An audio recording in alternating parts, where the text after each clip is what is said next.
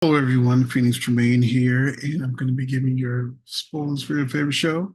But first, if you haven't done so, please take a minute to subscribe. If you have subscribed, thank you very much. I do appreciate it. Please hit that like button so YouTube knows good channel for soap fans, and give our membership a chance. Now is a great time to join. We have our lives where you get spoilers in advance. You get, a great conversation, be able to talk face to face. It's a good place to be, and I give shout outs on my spoiler videos. So I'd like to thank Michael Pryor, Ian Enos, Gwen Marie, Marlon Finn, Riri Carter, Cheryl Finn, Sandra Crawford, Jackman 33, Denise Sam, Ramona Newsom, Josh Hirsch, MJ Hano, Kim Price, Susanna Rahajaham, Natasha M, Lisa Knapp, Demi Sun, Alvara, the NJ Tribe fan, Kiki Landry, Sharon Fair, Jerry Geek, Deborah Velasquez, Roger Vernado, Irene Gerhardt, Janet Loftus, Red Butterfly 50 Irish, Shannon Clark, Omar, Sim Slims, Christy Power, and Yvonne Todd. Thank you very much for being part of the membership. And now it is time to give you your spoilers for your favorite show. For General Hospital, Monday, December 11th, Dex opens up to Jocelyn about his past. Olivia and Lois are suspicious. Curtis tells Marshall about a possible treatment. And Violet has some questions for Chase, and Nina makes an admission to Sunny. It's not the admission that she should be making. But also, Tracy and Ned reunite on Tuesday.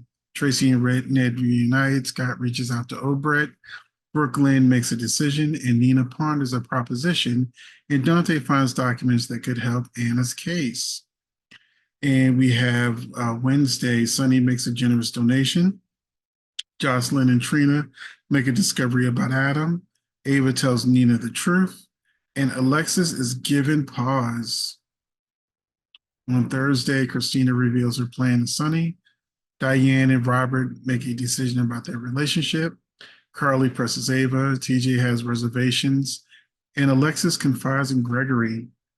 Finally, on Friday, Jordan discloses something to Alexis. Blaze is surprised. Brooklyn and Lucy have a disagreement.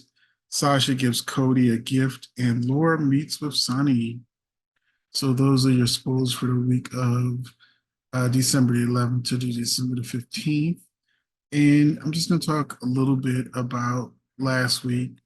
General Hospital has been doing great, especially during November sweeps, but they really dropped the ball this last week.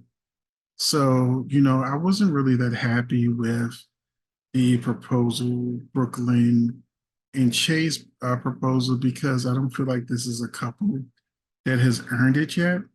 I don't feel like, General Hospital has a huge problem with developing couples. Once they get together, they don't know what to do with these couples. And look at what they've done with Dante and Sam. You know, they don't go out, they don't have dinner, you know, they don't dance, they don't do nothing, which makes them boring. And that's what happens with Brooklyn and Chase. They don't really do anything. They don't even have the misunderstandings that they used to do. Chase just sings and she looks on lovingly, and that's about it. And it wasn't even his idea to propose. It was her mother and grandmother's idea to propose. So it just didn't feel romantic. It didn't feel earned. It just felt like checking a box off. And then we have Nina's admission to Sunny was not what we hoped it would be. I think a good storyline twist would be if Nina actually told Sunny the truth before anybody else could. We know the storyline beats the way they go, and right now they're by the numbers, whereas Nina's secret will come out at the worst time possible, which will cause her and Sunny to fall out and get back together and blah, blah, blah. But we've seen it before. We've seen Sunny and Carly do that. So I think a great twist would be if Nina just told Sunny the truth. And this would put Sunny in a position where he's got to deal with Michael. The son that he just made up with is blackmailing his wife. So there's a lot that could be done with Nina telling the truth in advance, to Sunny, or just telling before Ned can tell, just telling everybody, look, it was me. It's not like she can go to jail for snitching. Carly did insider trading, and she just told the truth to the SEC. So where the only thing Nina did was she snitched in a community of mobsters where you probably shouldn't be snitching at all, you know.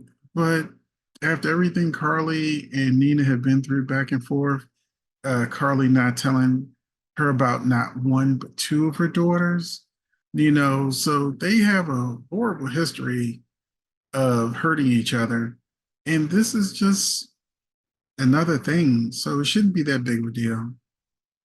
Also, I need them to get off the powder P with Diane and Robert because I think they have the makings of a great couple. But I think because they're older, they're not really putting any attention into it. They know that the fans like it, just like the fans liked Obret and Scott. But I think once some of these actors reach a certain age, the writers just lose interest and they only bring them out, for fan service. And that's not fair to the actors and it's not fair to the fans.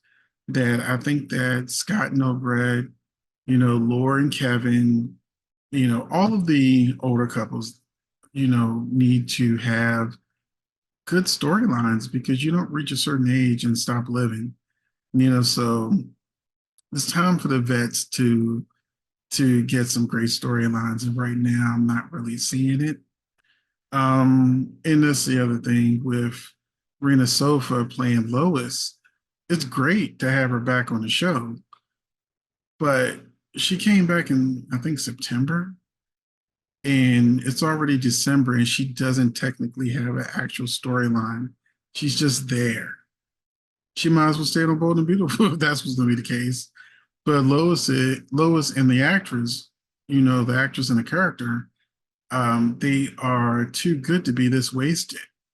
Put Lois in a storyline and let's get some traction into this. Um, I think Cyrus, some of the good things, Cyrus did such an amazing job of turning the tables on Laura and like, well, I want to be family now. After all this rejection, why should I, want to be your brother? That was an amazing about face because he's only been about family, family, family. Forgive me, forgive me, forgive me.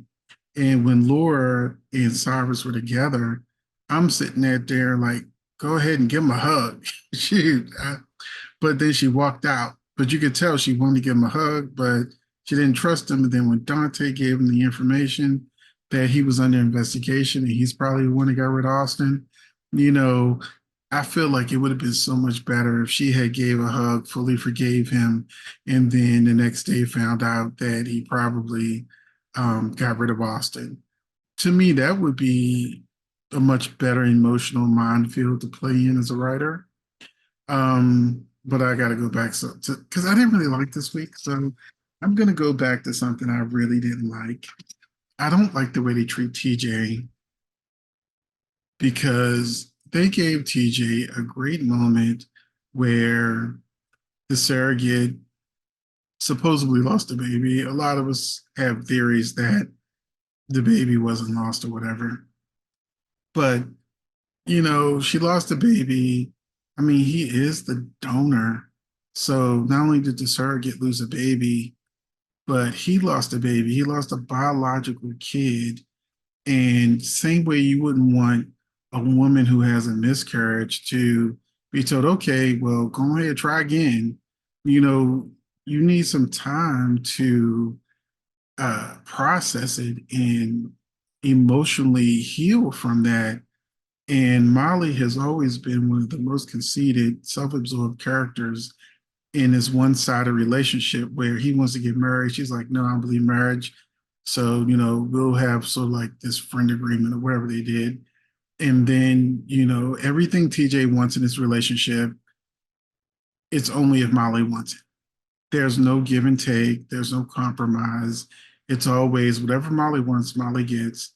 And I don't hate the character Molly. I just hate the way the role of TJ is played. Now I'm gonna use this word simp, or PW, if you know what a PW is. Like, that's what he is. He's a PW. And it's sad to see. I wish they had given him this moment where he stood down and was like, look, I'm not ready to have, it hasn't even been a month. It's been like a week, because sometimes, you know, a week could be 3 weeks based on what's going on. And TJ didn't at first he was mad. He was like, no, I don't want to see the surrogate. I need to heal from this. And she went and did it anyway. This is not a healthy relationship. This is actually a very toxic relationship. And it's hard to watch, TJ constantly get beat down, cheated on, and he never has any real happiness. His only happiness is like, okay, Molly, whatever you want, you know, and that is so freaking annoying. Um, but he's a simp, and that's sad for the character. Um, and Blaze and Christina finally kissed. So anyone who had any doubts what direction that storyline was going in, because I know some people in the comment section was shipping TJ and Christina. Well, they're not going in that direction, obviously. My only problem with that is, I don't want this to be another Young and Restless situation where you have two characters that are, in a relationship, two girls. And I'm trying not to say certain words on YouTube, but you know what I'm talking about, Mariah and Tessa, that you barely see. They bring them out for sweeps like once a month, and then you say, oh, okay, the baby still can't hear. All right, see you next sweeps period. You know, that is not, that's even worse than General Hospital not developing relationships. Even Sam and Dante have, stupid, they basically recount what's going on in whatever case he's doing or whatever. But at least they talk. It's not meaningful talk about them or their relationship. They don't have like figurines or nothing that they can reminisce about. But it's something. But with Mariah and Tessa over here in the Wrestlers, they just put them in the corner somewhere and pull them out to say, hey, look at this diversity. Now we're going to put this diversity away again and go back to our regular storytelling.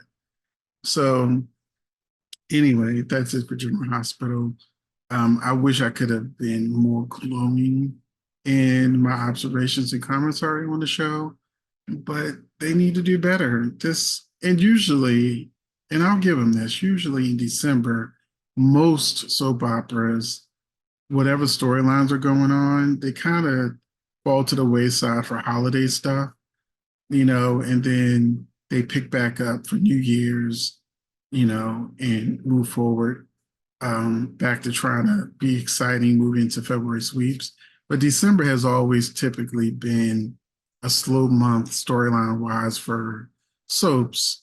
And I can't not mention Mr. Brennan and Carly flirting.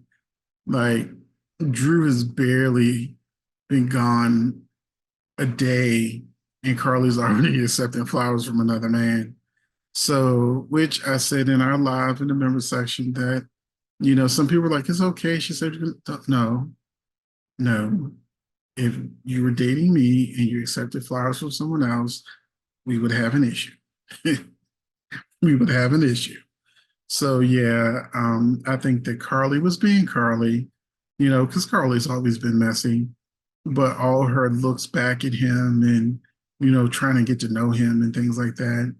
When, even though I don't like the Drew Carly pairing, um, Drew cheating on Carly is also, I mean, Carly cheating on Drew is also not on my bingo card. So that is it for um, this spoiler section and commentary section. Go on ahead and let me know in the comments what you think about last week's General Hospital and the spoilers that are things coming up this week. And I'll see you in the next video.